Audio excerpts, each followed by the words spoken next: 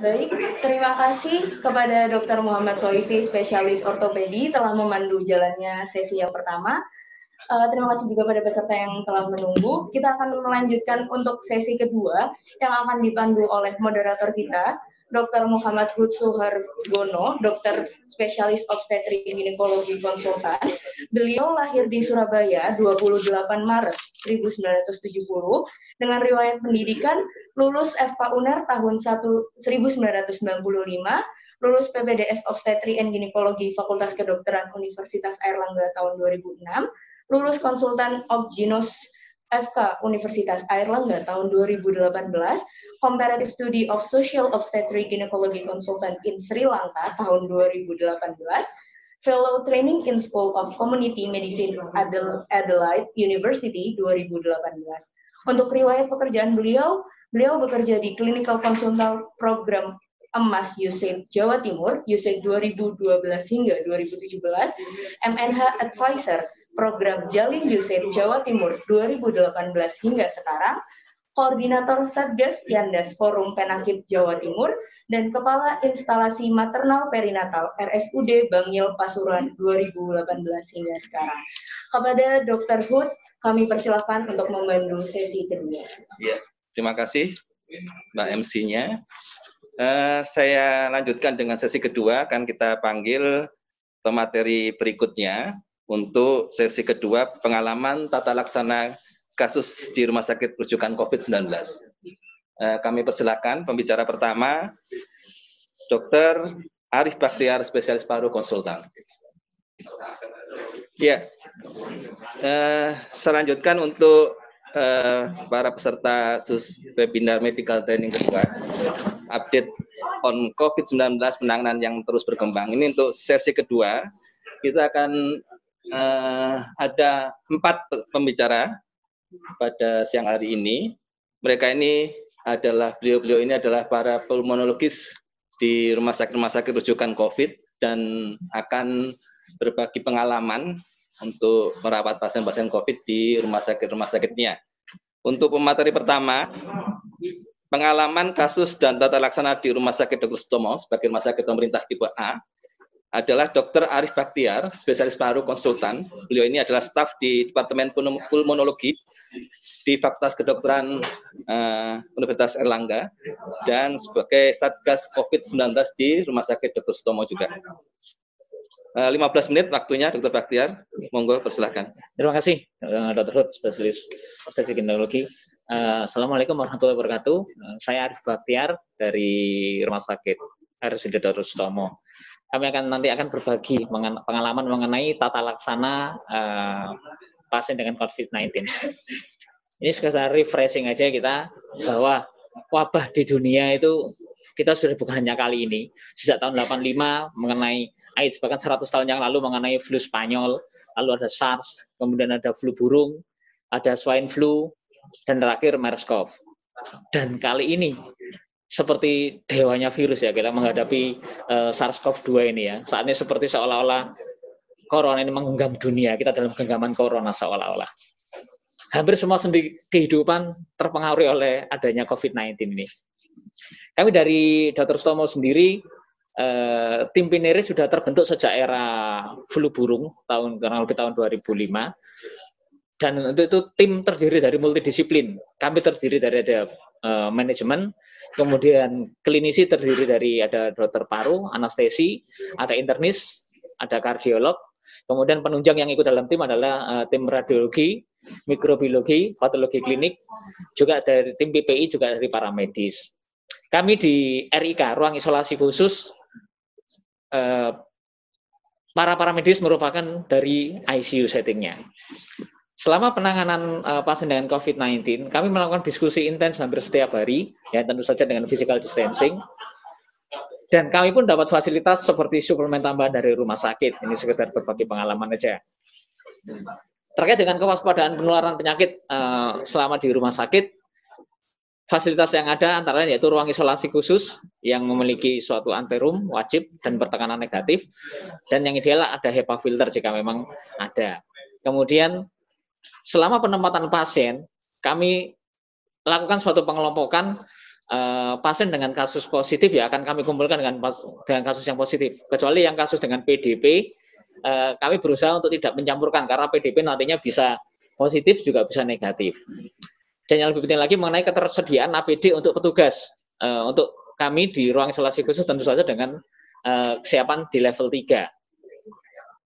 Untuk alat pemeriksaan penunjang kami selama di ruang isolasi khusus, kami disediakan sarana untuk foto radiologi yang mobile, kemudian juga lab sederhana yang ada di ruang isolasi khusus sehingga petugas untuk memeriksa tidak bolak-balik terlalu jauh. Ini ruang isolasi khusus kami. Ini kurang lebih dibangun tahun 2010, bertekanan negatif, dan memiliki ini ruang observasi kaca ini untuk observasi. Dan sekitar 1 minggu yang lalu, RSUD Dr. Sutomo karena melonjaknya jumlah penderita COVID-19 dibuka ruang isolasi khusus yang kedua. Ini merupakan acara peresmian pembukaan ruang isolasi khusus. Kami memiliki pembagian distribusi pasien seperti ini. Nantinya untuk ruang isolasi khusus yang satu itu total ada 13 bed.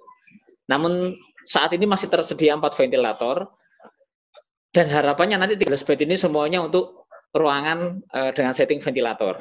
Untuk yang RIK 2, untuk setting pasien dengan kriteria klinis ringan hingga sedang. Ini ruangan yang isolasi 2 waktu masih dalam tahap pengerjaan. Hingga saat ini di ruang isolasi khusus Sutomo kurang lebih sekitar merawat 37 pasien dengan 10 kematian data sementara. Dan kami ada variasi kasus, mulai kasus yang ringan, kemudian juga kasus berat yang sembuh, dan ada kasus berat yang meninggal. Nanti akan kami share berbagi pengalaman mengenai ketiga kasus ini. Mengenai SOP kami sendiri, maaf. Nah, untuk SOP kami sendiri, semua kasus dilakukan isolasi. Dan sesuai dengan gejala klinis yang muncul, baik ringan maupun sedang, pasien sebisa mungkin menghindari perpindahan ruangan. Ya, jadi artinya kalau memang perlu pemeriksaan, sebaiknya dilakukan di ruangan tersebut. Oleh sebab itu, kami untuk radiologi dan pemeriksaan lab penunjang kita lakukan di ruang isolasi khusus. Tidak perlu pasien dibawa ke ruang laboratorium ataupun ruang radiologi. Dilakukan serial foto untuk menilai perkembangan penyakit. Pada pasien kita berikan suplementasi oksigen, kemudian terapi cairan, dan kita harus mengenali adanya tanda-tanda shock septik. Jika tidak memang membaik dengan resusitasi cairan, dengan memberikan suatu vasopresor. Nah, pada penderita dengan gejala sepsis berat, biasanya kita memberikan wacana antibiotik empiris jika memang kecurigaan ke arah bakterial juga kuat, karena kita tahu infeksi virus ini juga sering diikuti oleh infeksi sekunder dari bakterial. Ini di protokol kami, walaupun pasien dicurigai terinfeksi virus SARS-CoV-2 atau COVID-19 ini, namun direkomendasikan untuk pemberian antimikroba empiris yang tepat dalam 1 jam setelah ada identifikasi sepsis, tentu saja dengan pemeriksaan penunjang yang cukup kuat. Selain itu, pada penderita juga kita beri terapi suportif antara lain multivitamin. Untuk pemberian antivirus, kita tahu bahwa saat ini penyakit ini masih baru, kurang lebih masih berumur hampir 4 bulan, masih 3,5 bulanan. Jadi hampir di semua center pelayanan COVID-19 masih bersifat trial dalam memberikan antivirus ini. Namun meskipun masih belum ada antivirus yang terbukti, namun beberapa antivirus yang dicoba diujikan pada beberapa pasien dapat memberikan hasil yang cukup baik. Antara lain pemberian lopinavir, ritonavir selama 7 hari, kemudian juga pemberian kloroquine maksimal 10 hari pada kasus sedang hingga berat. Namun sekali lagi, kasus ini masih baru dan beberapa center pelayanan penanganan COVID-19 masih bersifat trial dalam memberikan antivirus, karena banyak juga panduan-panduan dari berbagai negara lain yang sifatnya juga berbeda. Pasien akan kita keluarkan ya, jika memang kondisi stabil, gejala respirasi ada perbaikan, tidak adanya disfungsi organ, kemudian hasil pemeriksaan PCR negatif 2 kali berturut-turut dalam waktu 2 hari. Namun kendalanya saat ini adalah mengenai menumpuknya time consuming dari pemeriksaan PCR. Rata-rata kami membutuhkan waktu 4 sampai 4 hari untuk bisa mendapatkan hasil. Ini merupakan salah satu problem yang harus bisa diatasi, karena jika memang di rumah sakit rujukan itu memang tersedia pemeriksaan PCR dan memang sudah di ACC mengenai pemeriksaannya, itu akan jauh lebih membantu kami para klinisi. Nah, ini contoh kasus yang pertama dari kami, laki-laki 30 tahun, PPDS, saya seorang residen, ya, residen. Keluhan utamanya hanya batuk. Ini keluhannya, pasien batuk 3 hari sebelum datang ke rumah sakit tanpa dahak, dan juga merasakan demam selama 5 hari. Saat pasien datang itu sudah tidak ada demam, namun ada keluhan nyeri telan. Ada pilek, tidak ada pilek, dan buang air besar dalam batas normal. Nah, ini yang menarik, bahwa data dari saat kita gali dari pasien ini sempat kontak dengan pasien yang COVID-19 terkonfirmasi, tapi awalnya saat itu si pasien tidak tahu bahwa pasien yang didekati itu adalah pasien yang terkonfirmasi. Dan pada saat pasien itu sedang batuk, pasien dengan pasien yang terkonfirmasi tadi itu jaraknya kurang lebih sekitar 3 meter. Pada saat, karena penderita ini adalah seorang residen, begitu ada keluhan maka langsung dilakukan pemeriksaan swab PCR dan diperiksakan di Institute of Tropical Disease di UNER, dan hasilnya positif COVID-19. Pasien ini memiliki hipertensi dan sudah mengkonsumsi lisinopril sejak 2 bulan yang lalu. Untuk riwayat diabetes didapatkan ada, tapi tidak minum obat anti diabetes secara teratur. Ini perjalanan foto toraks yang kami dapatkan pada pasien. Relatif hanya didapatkan gambaran kardiomegali. Di sini pada foto ini kita sulit mendapatkan gambaran suatu pneumonia yang khas. Inilah pada foto. Perkembangan foto antara tanggal 18 hingga tanggal 20 selang 2 hari kemudian, relatif nggak banyak perbedaan. Tidak ada gambaran pneumonia pada pasien ini. Ini asesmen kami, terkonfirmasi COVID-19 dengan hipertensi, ya, dan riwayat sindrom metabolik. Ini yang terapi yang kami berikan. Begitu di hasil swabnya positif, maka pasien ini kami berikan lopinavir sama ritonavir. Dan hanya dengan pemberian multivitamin, tidak ada obat yang lain. Selama observasi di ruangan, tidak ada keluhan sama sekali, penderita kondisi baik. Pada saat evaluasi swab ulang hasilnya negatif. Setelah 2 kali negatif, maka pasien ini kami pulangkan. Nah, itu tadi merupakan contoh kasus yang sederhana, yang ringan, tidak ada terapi yang neko-neko, hanya diberikan rumah sakit ya, Mas. Dalam Masuk rumah sakit ya. Ya, pasiennya kita isolasi di ruang isolasi. Nah, ini kasus yang kedua. Laki-laki 40 tahun, pekerjaannya kurir antar dokumen. Jadi beliau mengantarkan dokumen dari suatu instansi ke instansi yang lain. Keluhan utama sesak napas, didapatkan batuk 3 hari. Pasien ini sempat datang ke rumah sakit swasta dan menjalani opname rawat inap selama 3 hari. Faktor risiko pasien ini, beliau masih rutin berjamaah di masjid dan musola, dan masih sama keluarganya 2 minggu sebelum menjalani rawat inap, pasien ini masih pergi bersama keluarganya ke mall, ya, ke plaza. Kita lihat data di sini, memang yang khas, salah satu yang selalu kita bikin penasaran adalah bahwa sel darah putihnya selalu cenderung normal, kemudian terjadi suatu penurunan limfosit. Namun dalam perjalanannya, penderita ini dari hasil laboratorium, kecurigaan adanya infeksi sekunder bakterial juga mendukung. Bisa kita lihat di sini. Kami di mana di Sutomo juga rutin melakukan pemeriksaan prokalsitonin, ya. Kita lihat di sini 0,84. Nah, kalau sudah di atas 0,25 maka merupakan salah satu indikasi untuk diberikan antibiotik. Ya, karena curiga ada suatu infeksi sekunder. Pasien ini juga sempat mengalami ini gangguan fungsi organ ginjal dan terjadi gangguan fungsi liver. Ya, jadi sudah mengalami multiple organ dysfunction. Ya. Pemeriksaan yang lain juga cenderung hipoalbumin. Ya. Ini hasil analisis gas darah terakhir pada saat kondisi terpasang ventilator masih didapatkan suatu asidosis respiratori. Pasien ini terpasang ventilator hingga selama 10-11 hari. Ya. Pemeriksaan ini pada saat dilakukan pemeriksaan yang terakhir ini masih tetap positif. Jadi pemeriksaan awal positif swabnya, kemudian evaluasi 5 hari positif, dan 5 hari kemudian masih positif.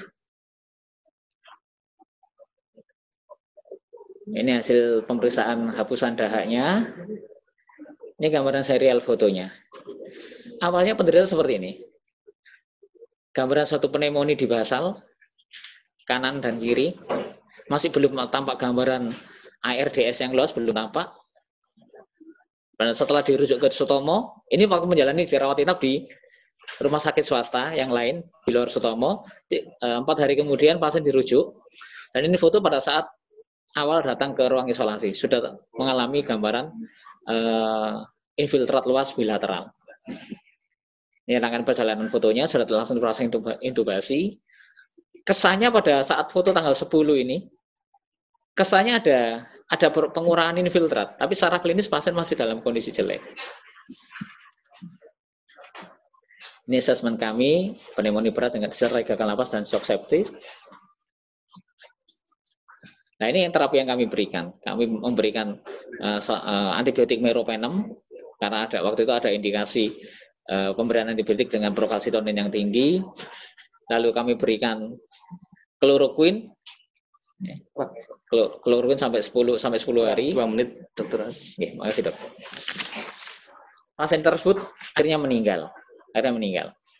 Jadi yang pertama tadi kasus yang ringan sembuh, yang kedua kasus yang berat meninggal, dan ini kasus ketiga. Seorang pedagang 54 tahun datang dengan keluhan sesak napas, ya, rujukan dari rumah sakit swasta. Saat awal masih di rumah sakit swasta sudah didiagnosis sebagai pneumonia virus dengan gagal napas dan sempat menjalani rawatnya selama 4 hari. Kemudian akhirnya pasien dirujuk ke Dr. Sutomo. Jadi pasien ini memang riwayatnya dari faktor risiko sangat kuat sekali karena di keluarga penderita ada yang sakit juga infeksi saluran napas dan meninggal, yaitu ibu penderita meninggal dan didiagnosis sebagai pneumonia. Ini hasil pemeriksaannya masih leukopenia, kita lihat gambaran sini, leukopenia dan trombositopenia. Ya. Kemudian dalam perjalanannya ada gambaran sekunder infeksi. Ini analisis gas darah. Nah, pasien ini saat dilakukan pemeriksaan PCR, hasil evaluasinya sudah langsung negatif, tapi kondisi masih jelek. Nah, 17 ini PCR sudah negatif, tapi kondisi masih jelek, pasien masih terpasang ventilator. Ini gambaran pemeriksaan fototoraksnya. Ya, kita lihat khas sekali ya, infiltrat bilateral, diffuse. Kalau sudah seperti ini biasanya sudah bukan murni virus, biasanya sudah tumpang tindih dengan bakterial. Ya. Ini perkembangannya. Nah, infiltrat pada tanggal 22 sudah mulai berkurang. Infiltrat berkurang. Ini gambaran CT scan penderita. Kebetulan dari sebelum dirujuk sudah ada CT scan dan gambarnya sangat khas sekali. Suatu ground glass opacity ya.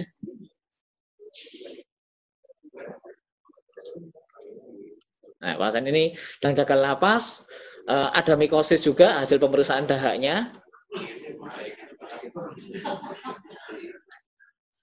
Nah, terapinya pasien ini yang sempat mendapatkan satu keberhasilan tazobactam.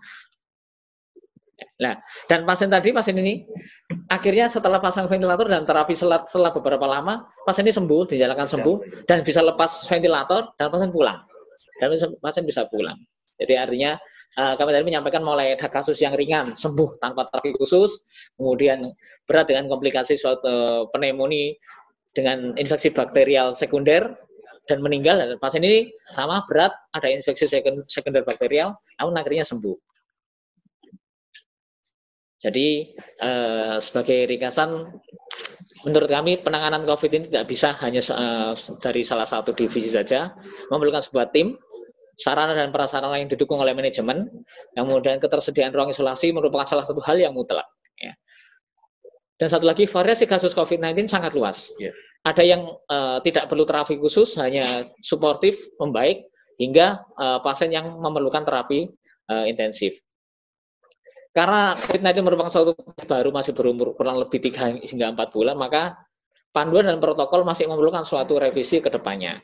Jadi beberapa center pelayanan COVID-19 juga memiliki panduan yang relatif berbeda, dan itu kami rasa bukan satu masalah, masih memerlukan suatu penelitian bagaimana nanti terapi dan protokol yang tepat untuk penanganan kasus ini. Jadi demikian, kami harapkan semoga badai ini pasti berlalu. Terima kasih atas perhatiannya. Assalamualaikum warahmatullahi wabarakatuh. Terima kasih Dr. Arif Bakhtiar, spesialis paru, konsultan. Beliau ini merawat pasien-pasien di Rumah Sakit Dr. Sutomo, Rumah Sakit tipe A, Rumah Sakit Pusat Rujukan di Jawa Timur.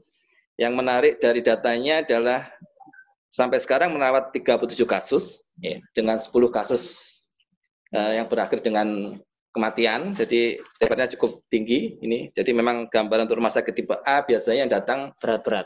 Kondisinya memang relatif lebih berat dibandingkan teman-teman di rumah sakit perifer. Materi berikutnya